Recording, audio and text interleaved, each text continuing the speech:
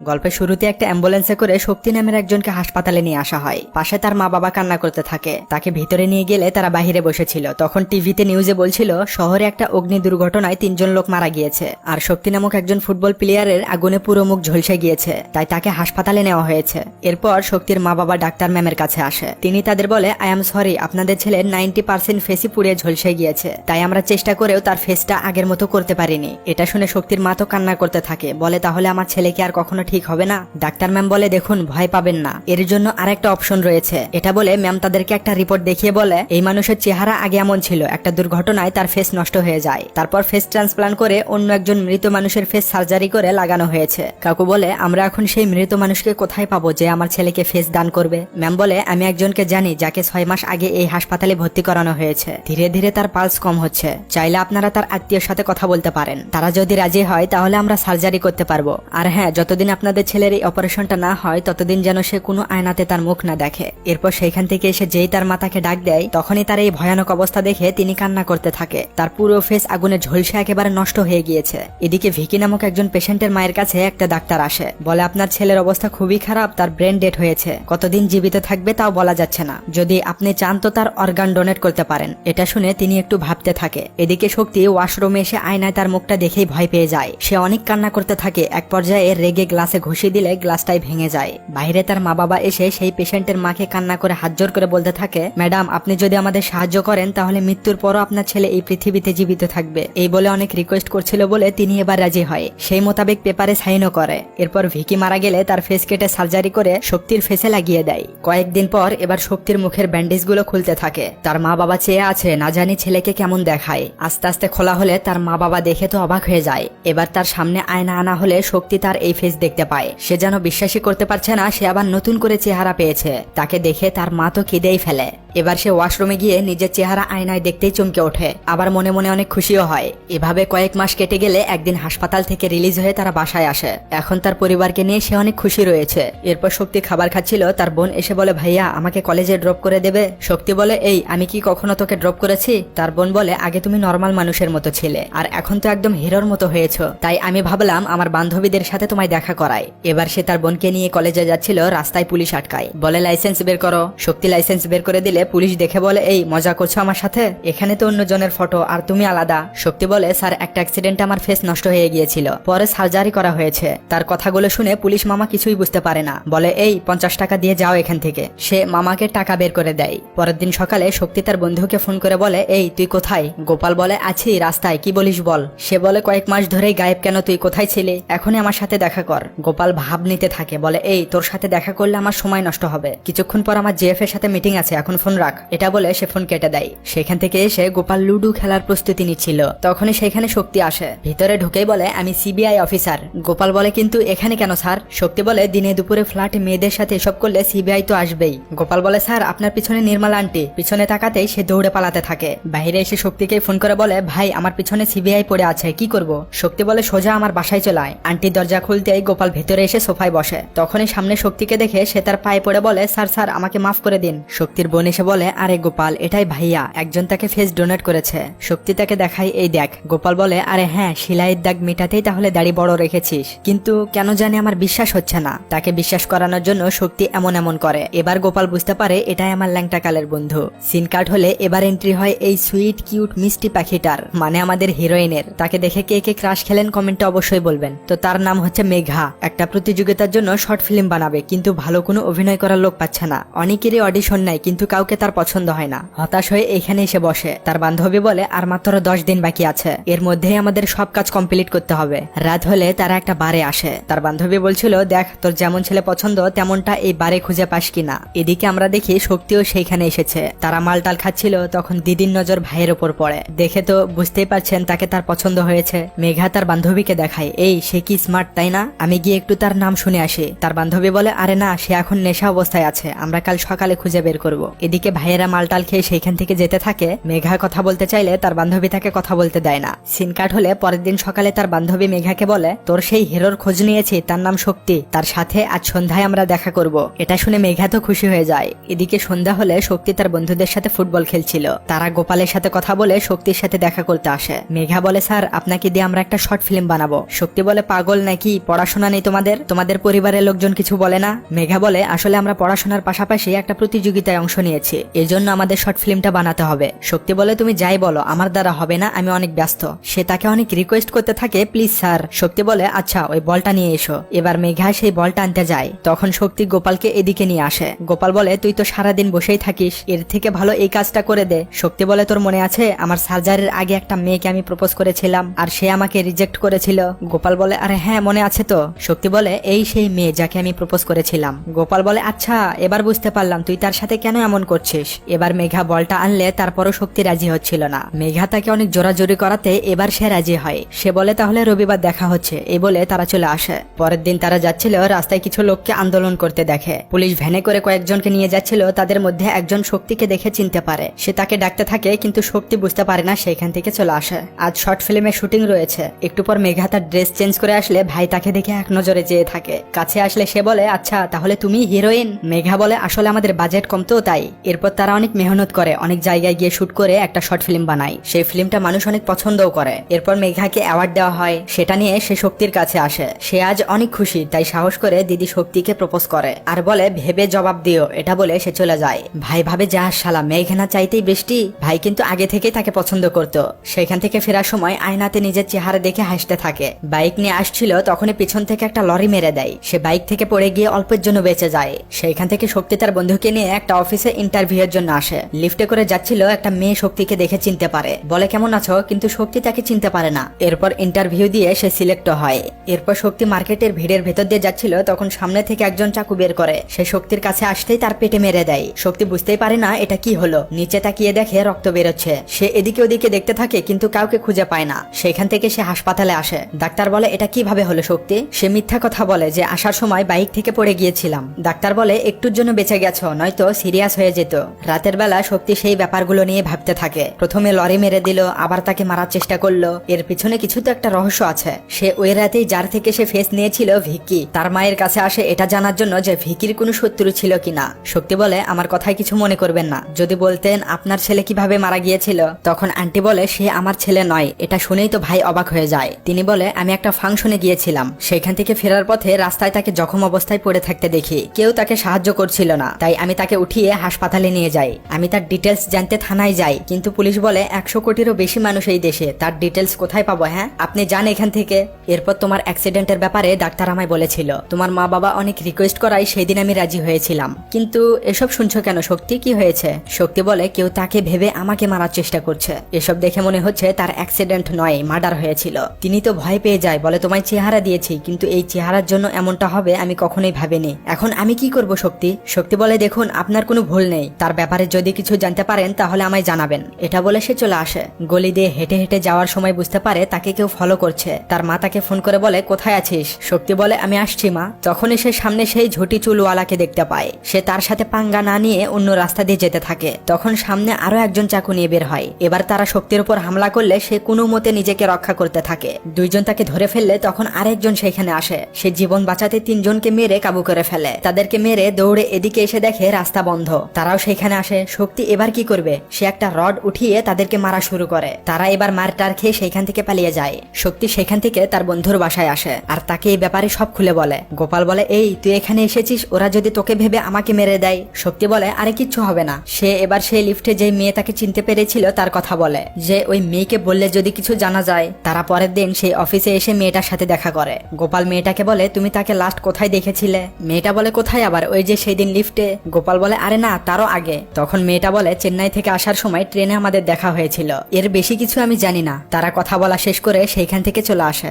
শক্তি তার মাকে ফোন করে বলে আমি আজকে একটা জরুরি কাজে চেন্নাই যাচ্ছি। পরে সিনেই তারা ট্রেনে করে চেন্নাইয়ের উদ্দেশ্যে রওনা হয়। গোপাল বলে ভাই আমরা যাচ্ছি ঠিক আছে, কিন্তু এত বড় শহরে খুঁজবো কিভাবে? শক্তি বলে আমি সেইখানকার বিভিন্ন জায়গায় ঘুরলে কেউ না কেউ তো আমার সাথে কথা বলতে আসবেই। গোপাল বলে দেখিস আবার কথা বলার আগেই যেন শেষ করে না ফেলে। তারা বসেছিল, হঠাৎই সেইখানে মেঘা আসে। শক্তি দেখে তো অবাক হয়ে যায়, বলে আরে তুমি? মেঘা বলে হ্যাঁ, আমরা নতুন একটা শর্ট ফিল্মের জন্য চেন্নাই যাচ্ছি, আর এটা হচ্ছে আমাদের প্রডিউসার।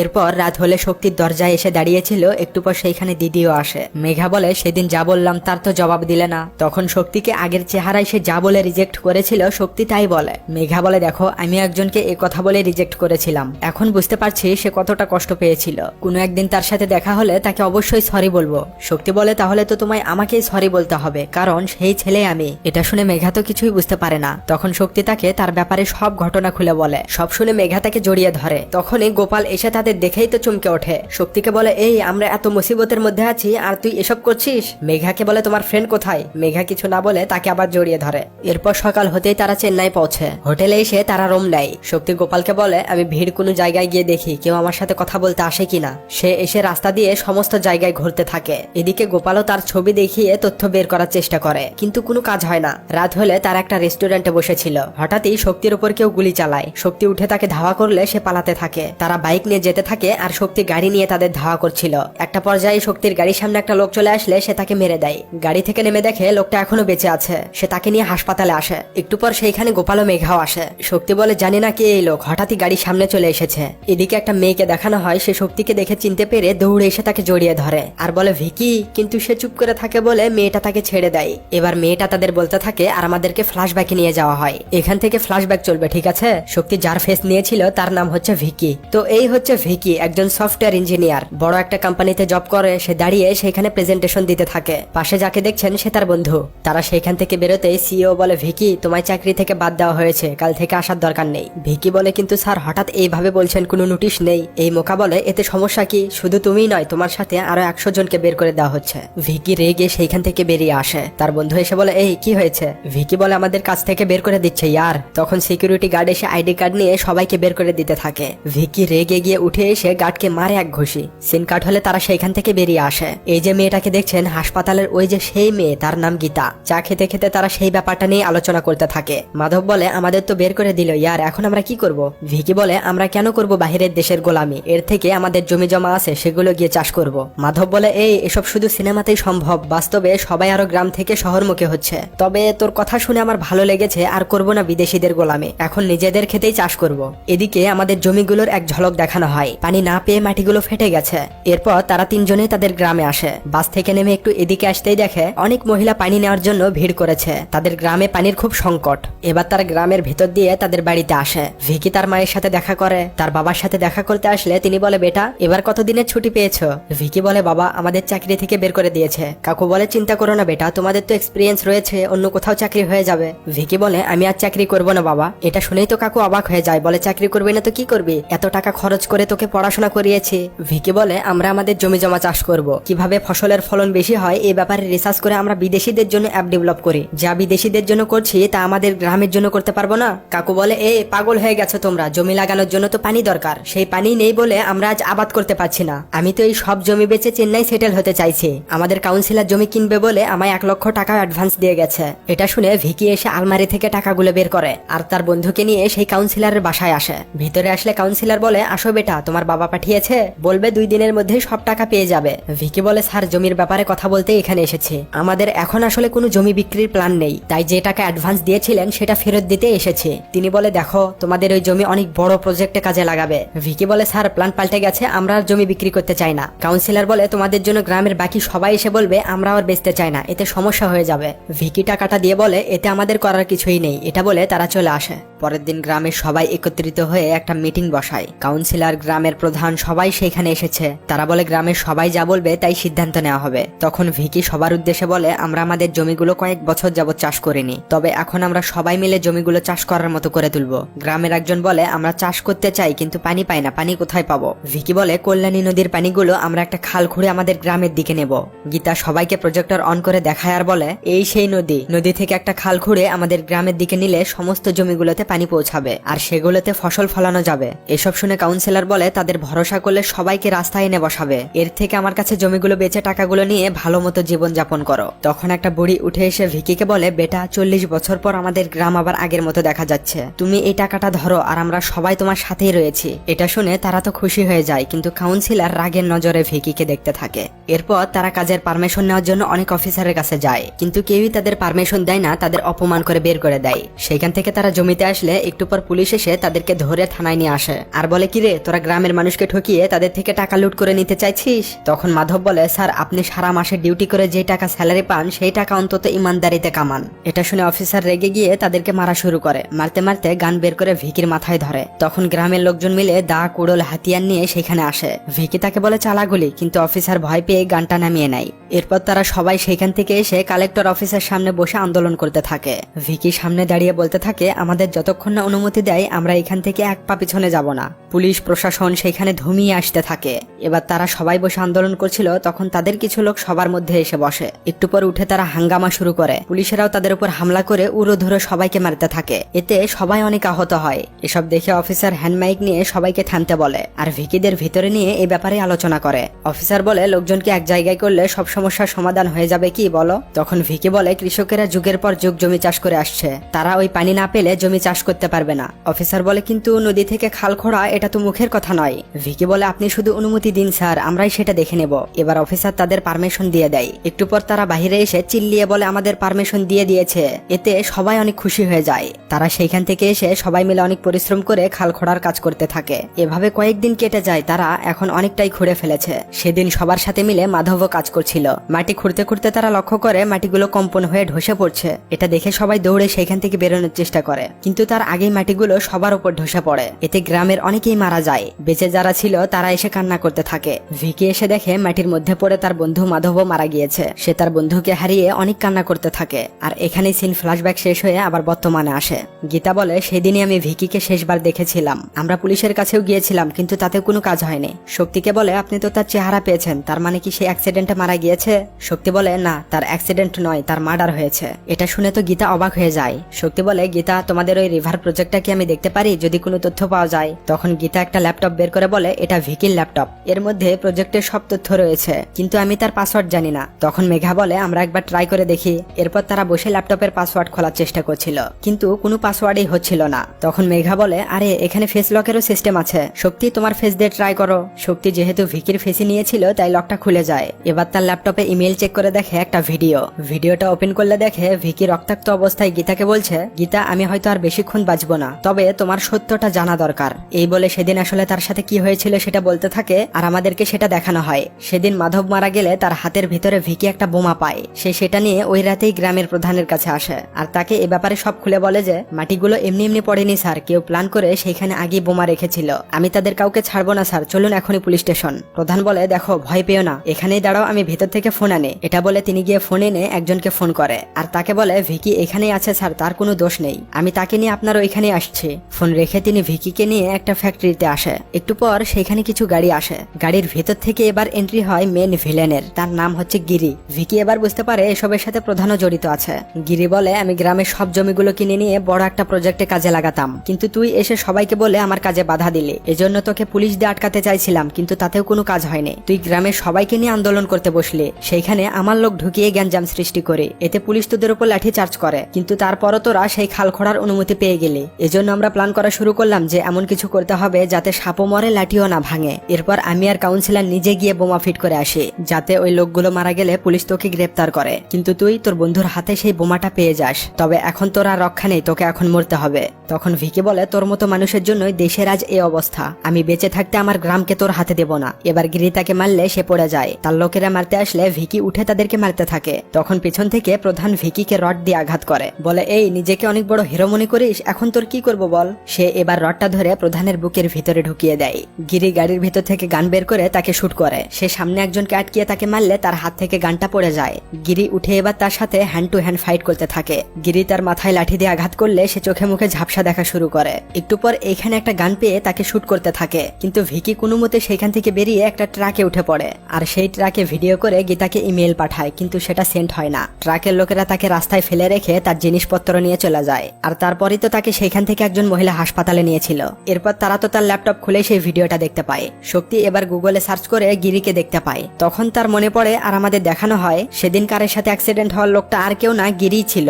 শক্তি এবার হাসপাতালে গিরির কাছে আসে। তার হুঁশ ফিরলে সে বলে, আমায় বাঁচানো দেখেই বুঝতে পেরেছি তুমি ভিকি নয়, আমার লোককে বলে দেবো, তারা আর তোমার ক্ষতি করবে না। শক্তি বলে, প্রাইভেট ইলেকট্রিসিটির প্রজেক্টের জন্য ওই গ্রামের অনেক মানুষকে খুন করেছিস তুই, আমি ভিকি নই তাই বলে কি তোর ভুলগুলো সামনে আসবে না? তোর কর্মের ফল তুই অবশ্যই পাবি। যাবে, এটা বলে সে তার স্যালাইনের মধ্যে বিষ মিশিয়ে দেয়। এতে তার শ্বাস নিতে কষ্ট হতে থাকে। ধীরে ধীরে তার দম বন্ধ হয়ে সেখানে মারা যায়। আর শক্তি সেইখান থেকে বেরিয়ে ভিকির আধুরি কাজ সম্পন্ন করতে তার গ্রামে আসে। আর মুভিটা এখানেই শেষ হয়। মুভিটা কেমন ছিল কমেন্টে একটু বলে যাবেন, বললে আমার খুব ভালো লাগে। আমি সবার কমেন্ট পড়ে তার রিপ্লাই করার চেষ্টা করি। এর সাথে ভিডিওতে একটা লাইকও করে দিন। দেখা হবে পরের ভিডিওতে। এতক্ষণ পর্যন্ত সাথে থাকার জন্য অসংখ্য ধন্যবাদ।